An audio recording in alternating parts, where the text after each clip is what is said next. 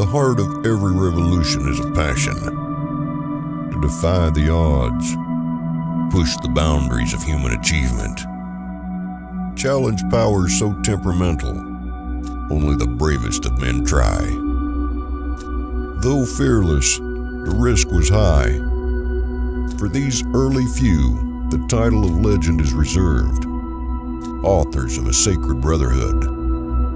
For by the flex of their arms and the strength of their will, they forged the backbone of the modern world, electricity for the masses.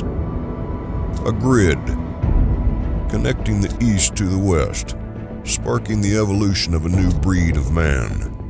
A soldier, platoon, tested by the weather of the ages and refined by the struggles of their forefathers. From their legacy, these prodigies understand discipline, rewarded by the pride of achievement and the raw stimulation of work. For these loyal few, there's no greater honor than to bear the name lineman.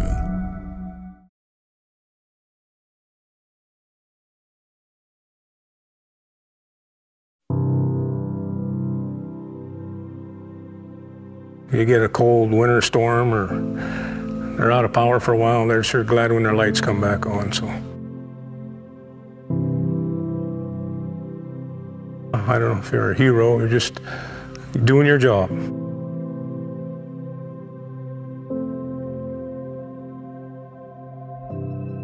Safety's, that's a job. That's the first thing you do. I got a wife and 3 kids to go home to. That's the only thing you think about when you got the job and you think about how to get everything fixed, but it's always how to fix it safely. We work 24 hours a day, 7 days a week sometimes, and you miss your families, but everybody enjoys it, so. Come together and work hard and everybody pulls their weight and get the job done, whatever it is.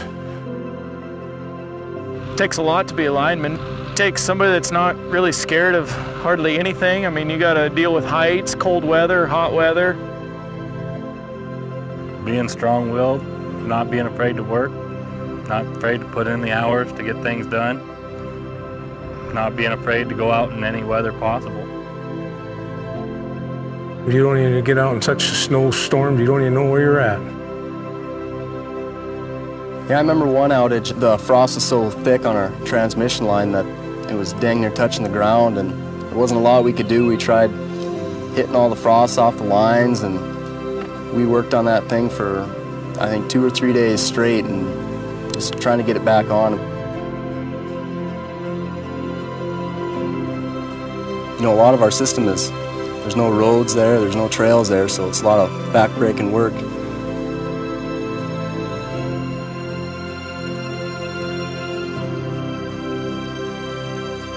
We're rarely ever doing the same thing 2 days in a row. I enjoy being outside every day and, keeping the lights on for people.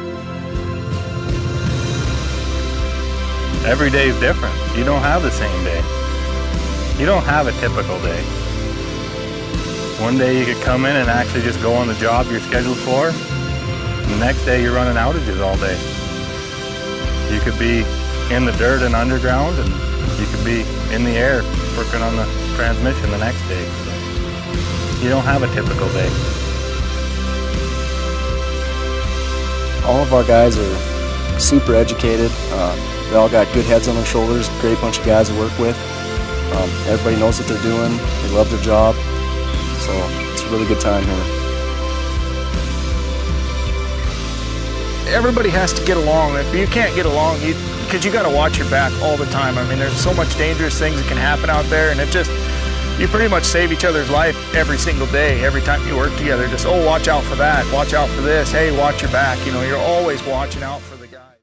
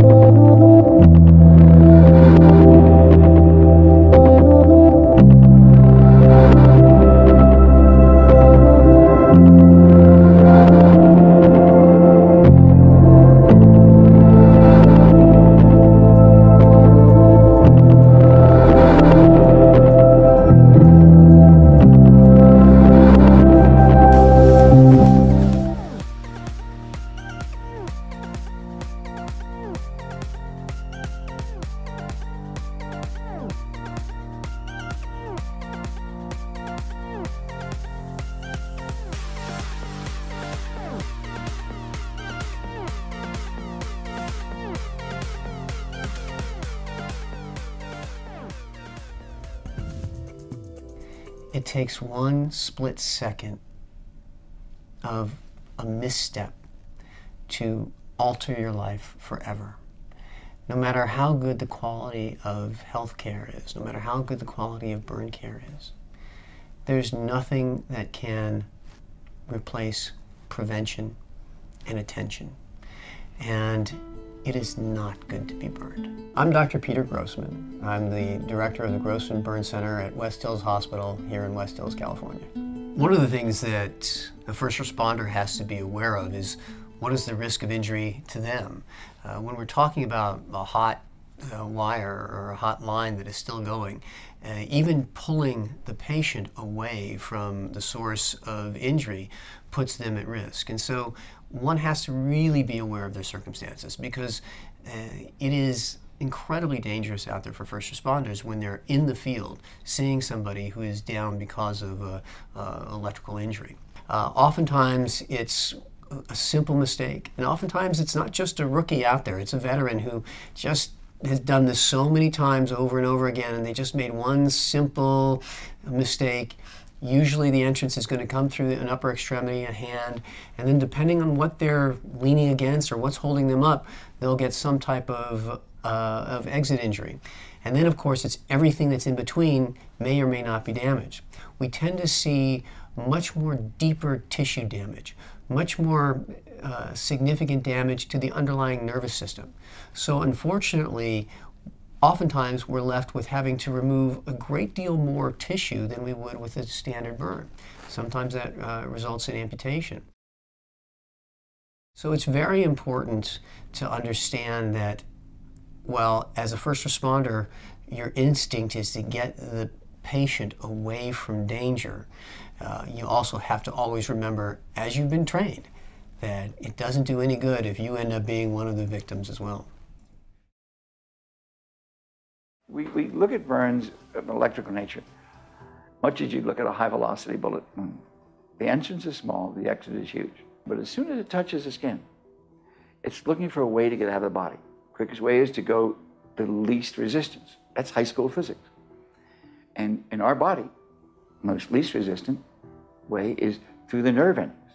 So it's going through the digital nerve, picks up the median, the radial, or ulnar nerve, heads back up to the brachial plexus, heads back up to the spinal column.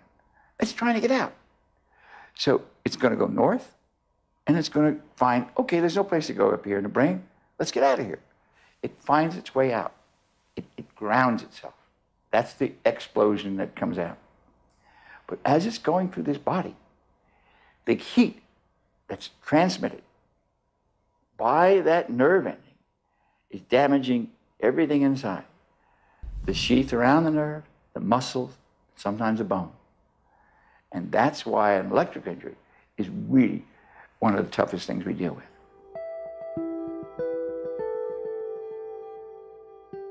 So what my recommendation is when it comes to burn gel is that it should be used prudently. Look at the entire circumstance. Look at the entire situation. For burns that are less than 15 or 20% body surface area, I think that it has benefit. It gives comfort to the patient, and it decreases the progression of swelling. Once it's on, my recommendation is to leave it on until the patient gets to the emergency department. Then the emergency room physicians can remove it and evaluate the wound more.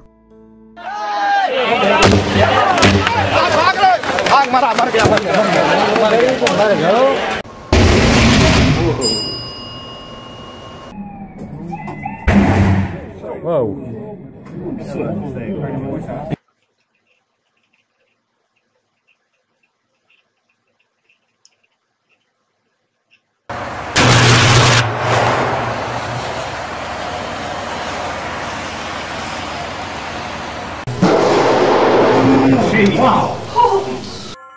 In slow motion, we're going to see the Ark once again come out of the box, hit the ground, and roll out at least 10 feet.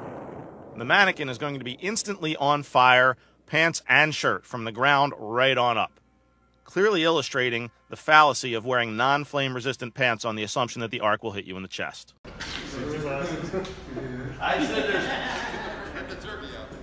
I said, oops.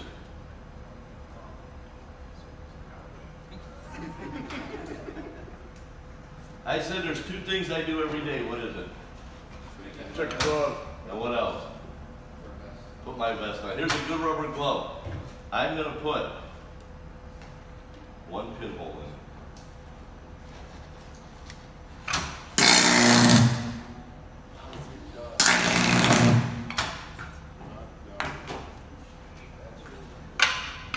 Every day I come down and check my gloves.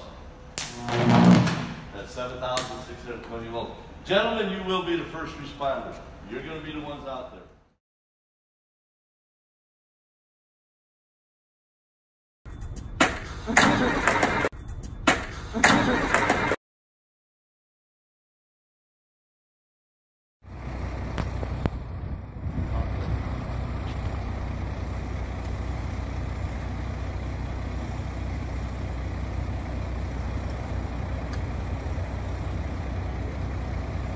The whole stick.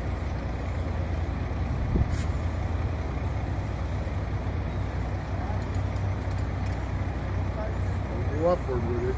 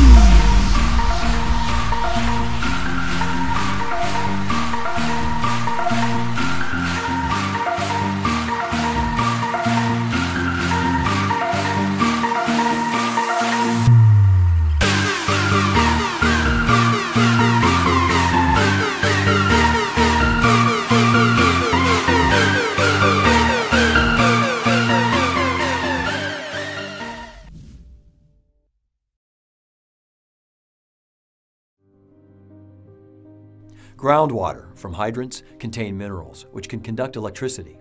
When a fire hydrant becomes severed, such as in a vehicle accident, it can eject water into the air and flood streets. The spewing water in contact with an overhead power line can now be a path to the ground for electricity and an extreme hazard.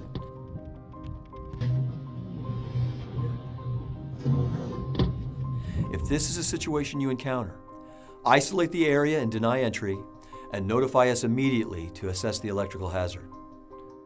Although rare on our system, some streetlights have the potential to be high voltage.